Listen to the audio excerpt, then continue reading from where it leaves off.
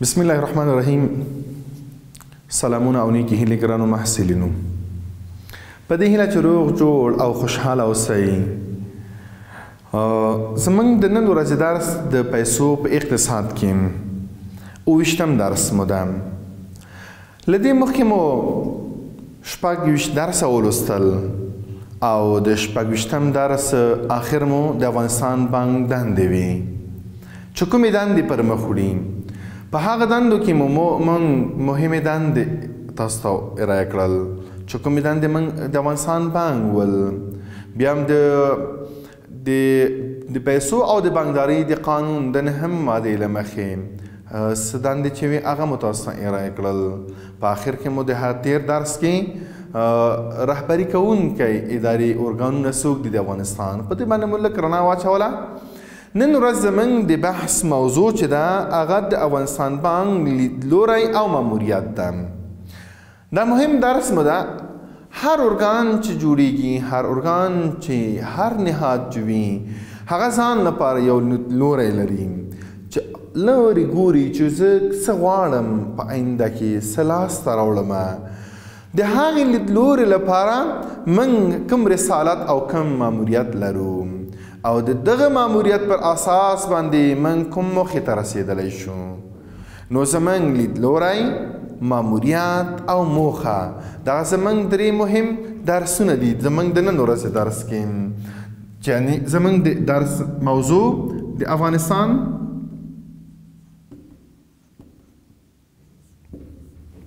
افغانستان بانک لیدلوری،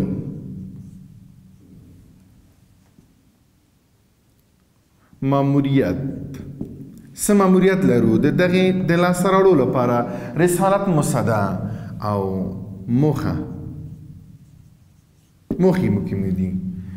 دغه 3 عمده موضوعاتو باندې نن زموږ بحث مو ده چې لیدلوری څه ده د افغانستان بانک، ماموریت څه ده او موخه د کوم موخې لپاره موږ فعالیتونه سرته رسوو.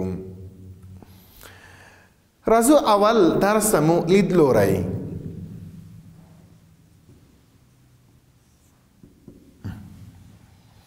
د افغانستان بانک لیدلوری څه لیدلوری لري؟ که محصلینو که تاسې خپل سلایډ ته لږ متوجه شئ، لیکل شوي چې د افغانستان بانک لیدلوری د یوې پولي نهاد لیدلوري څخه عبارت ده چې په د بیو د ثبات د ټینګښت پر برخه کې تر ټولو غوره لاره او نړیوال دستورالعملونه او د هېواد د سترو اقتصادي ثبات تامین، خصوصي سکتور د ودې او پراخې اقتصادي ودې په موخه د سالم مالي نظام رامنځته کېدو لپاره کارول کیږي. څومره یو بهترین لیدلوری لري دوی چې د افغانستان بانک یو پولي نهاد څخه د خپله یو پولي نهاد د اوله نقطه په دې کې ورته وایي چې په لیدلوري کې د افغانستان بانک یو پولي نهاد دی.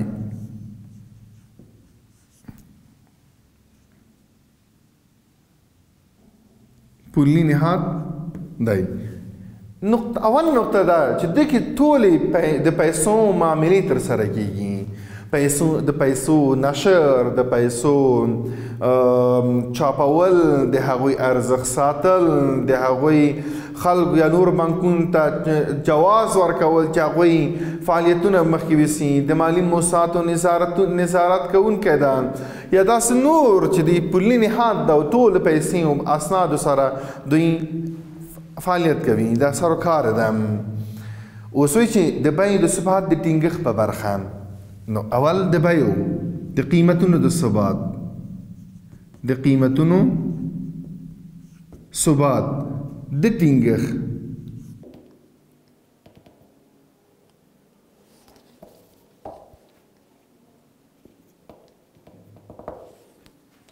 ټینګښت په برخه کې د قیمتونو ثبات چې څومره موږ غواړو د هغه په ټینګښت کې قیمتونو ثبات وایي چې له تعادل نقطې نه ووځي. ځکه که چېرته قیمتونه زموږ د تعادل نقطې نه ووتل، یا پورته شول یا ښکته شو زموږ قیمتونه، دا دواړه بد حالتونه دي په هېواد کې. کله چې موږ وایو چې قیمتونه د خپل د تعادل نقطې نه وځي پورته لاړل نو دلته څوک متضرر کېږي وایي مصرف کوونکي دلته متضرر کېږي او که چېرته زموږ د قیمتونو د ثبات د تعادل نقطې نه ښکته راغلل نو بیا دلته هغه تولیدونکي کوم یو چې دي بیا هغوی متضرر کېږي نو ځکه د دغې د قیمتونو د ثبات د ټینګښت په خاطر باندې دوی یوه تر ټولو غوره لاره او د نړیوالو دستورالعملونو نړیوال څه دستورالعمل لري دلته د هغې قوانین نړیوال قانون څه ده دلته موږ خپل په سر باندې فعالیت نشو کول نړیوال قوانونو سره به ځان عیارو موږ دلته او د هېواد د سترو اقتصادي ثبات د تامین خصوصي سکتور د ودې او پراخ اقتصادي ودې په موخه د سالم مالي نظام رامنځته کېدل موږ دلته څو نقطې باندې تاکید کوو اقتصادي وده اقتصادي وده موږ قیمتونو ثبات ده اقتصادي وده ده او دلته موږ د خصوصي سکتور وده ده خصوصي سکتورونو وده خصوصي سکتور وده اوس د دغې لپاره چې قیمتونو ثبات ټینګښت وشي اقتصادي وده رامنځته شي خصوصي سکتور پکې وده وکړي یو سالم مالي نظام رامنځته کېدو سالم مالي نظام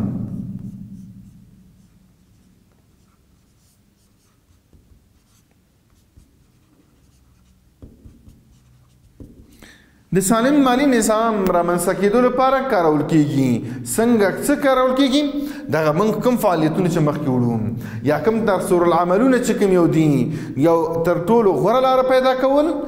او د نړیوال دستورالعملونو په مطابق نړیوال قانون او د هغې د معیارونو مطابق موږ په داخلي خپل هېواد اوضاع په کتو سره موږ څه کوو یو مالي نظام دلته څه کوو رامنځته کوو تر څو قیمتونو ثبات رامنځته شي اقتصادي وده رامنځته شي او خصوصي سکتور پکې وده وکړي دا زموږ لیدلوری ده چې موږ د دغې لیدلوري لپاره بیا وایو چې موږ ماموریت لرو د دغې لیدلوري لپاره موږ څه باید وکړو وایي ماموریت لرم ماموریت باید خپل مخکې ویسم یعنې یو رسالت موږ رامنځته کېږي دلته او د دغې رسالت لپاره موږ وایو چې رسالت یا ماموریت مو ده د افغانستان بانک ماموریت څه ده د افغانستان بانک ماموریت د مالی ټینګښت نظام رامنځته کېدو او د بیې د ثبات له تحقق څخه عبارت ده اول نو درته وایي چې ته هغه وخت دا کارونه کولی شي هغه وخت خپل اهدافو ته رسېدلی شي چې ته ماموریت د دا ده چې یو مالی نظام ټینګښت رامنځته کړه یو مالی نظام سالم مالی نظام ټینګښت په دغه باندې دا زموږ چې کله موږ یو مالي نظام ثابت ولرو یو ښه د هغې د ټینګښت لپاره موږ کار وکړو د هغه لپاره موږ فعالیتونه وکړو بعد له هغه نه موږ خپل هغه کوم لیدلوری مو چې ټاکلی ده هغې لیدلوري ته رسېدلی شو که چېرته زموږ مالي نظام درست نه وي که چیرې زموږ مالی نظام په هیواد کې درست نه وي موږ نشو کولی چې خپل هغه لیدلوري ته ورسېږو نو ځکه چې د مالی نظام د ټینګښت د هغه لپاره د رامنځته کېدو او د بیو د ثبات د تحقق څخه عبارت ده بیو ثبات رامنځته کړ د بیې ثبات چې کله رامنځته شو یعنې موږ هغه وخت کولی شو چې موږ دلته د پیسو ارزښت د ساتلو لپاره د هغوی د حفظ په خاطر باندې موږ خپل فعالیتونه موږ مخکې ویسو کولی شو چې بیې ثبات رامنځته کړو خو د هغه وخت کولی شي چې مالي نظام رامنځته کړي نو مالي نظام د ټینګښت سره بیې ثبات رامنځته کېږي کله چې دا حالتونه رامنځته شو دا ماموریت مو سر ته ورسول نو څه کولی شو موږ خپل لیدلوری ته رسېدلی شو لیدلوري سره په اسانۍ سره رسېدل کېږي درېیم موده و چې موخې څه موخې لري د افغانستان بانک ستره موخه د داخلي بیو د ثبات او تامین په داخل د هېواد کې اول نقطه کې درته وایي داخلي بیو د داخلي بیو ثبات او تامین تامین مخکې مو یادونه وکړه که چېرته د بیې د ثبات ټینګښت رامنځته نه شي دلته داخلي بیې ثبات موږ رامنځته نه کړو نو دلته په هېواد کې بدبختي رامنځته کېږي ځکه چې د پیسو د ارزښت د نه ساتلو په وجه باندې بیا موږ دلته چې قیمتونه هغه وخت لوړېږي چې پیسو خپل ارزښت د لاسه ورکړی وي او نو دلته بیا زموږ یو انفلاسیوني حالت رامنځته کېږي یا دا وایي چې زموږ د پیسو ارزښت ډېر لوړ وي یا دا په هغه اندازه کې وي یا د هغه د پیسو حالتونه په هېواد کې په هغه شکل باندې وي چې د انفلاسیوني حالت رامنځته کړي نو دا دواړه حالتونه زموږ لپاره یو تشویشناک وي یو د قابل د قبول نه وي نو ځکه کوشش مو دا وي چې موخه مو دا ده چې داخلي بیې ثبات او تامین چې موږ رامنځته کړو بل د افغانستان بانک نورې موخې چې د لومړنیو موخو تابع ده عبارت د پیسو د نقد سیاست ده د نقدېدو سیاست د پیسو د نقدېدو سیاست ده د پور ورکړې وړتیا موږ باید پور ورکړو نور بانکونو ته د پور ورکړې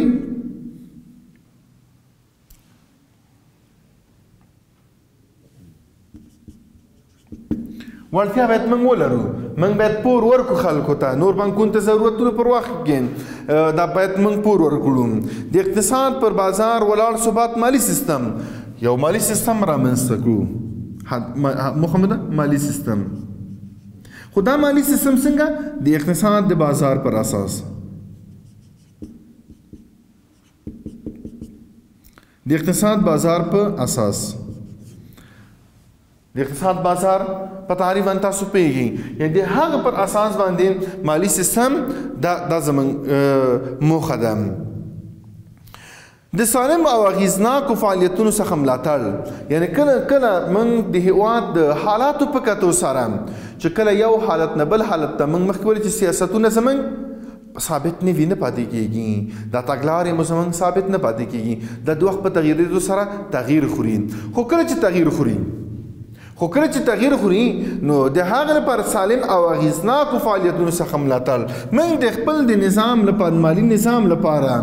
یو فعالیت اجرا کوو نو دغه فعالیت چې کله موږ اجرا کوو دا به څه وي د اغیزناک وي اغیزناک فعالیت څخه ملاتړ یو اغیزناک فعالیت چې موږ رامنځته کوو د دغې څخه باید موږ ملاتړ وکړو د افغانستان بانک د خپلو لومړنیو موخو په پام کې نیولو سره د دولت له ټولنیزو او اقتصادي سیاستونو څخه ملاتړ موږ بل له بل طرفه چې موږ کوم فعالیتونه په نظر کې نیولي دي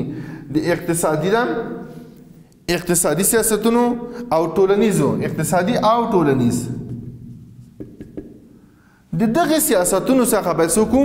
ملاتړ او دوامداره اقتصادي وده تقویه کوو دوامداره اقتصادي وده تقویه کول دا زموږ موخه ده یعنی په موخه کې مو څومره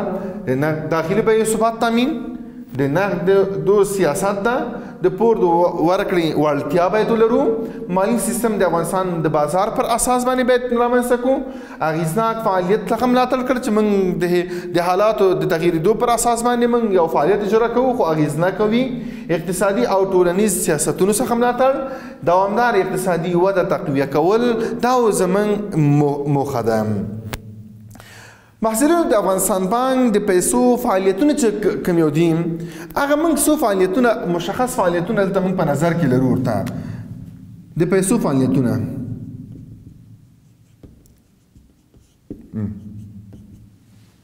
د پیسو فعالیتونه موږ لرو دلته اول د پیسو سیاست لرو موږ د پیسو د فعالیتونو لپاره د پیسو سیاست د پیسو لپاره کومه تګلاره موږ غوره کړو دا زموږ یو فعالیت ده بل کله چې موږ د افغانستان بانک د پیسو په فعالیتونو کې بل فعالیت چې اجرا کوي هغه د آزاد بازار عملیات ده د آزاد بازار عملیات بل د اجباري ذخایر دي اجباري ذخایر بل مو د تنزیل عملیات ده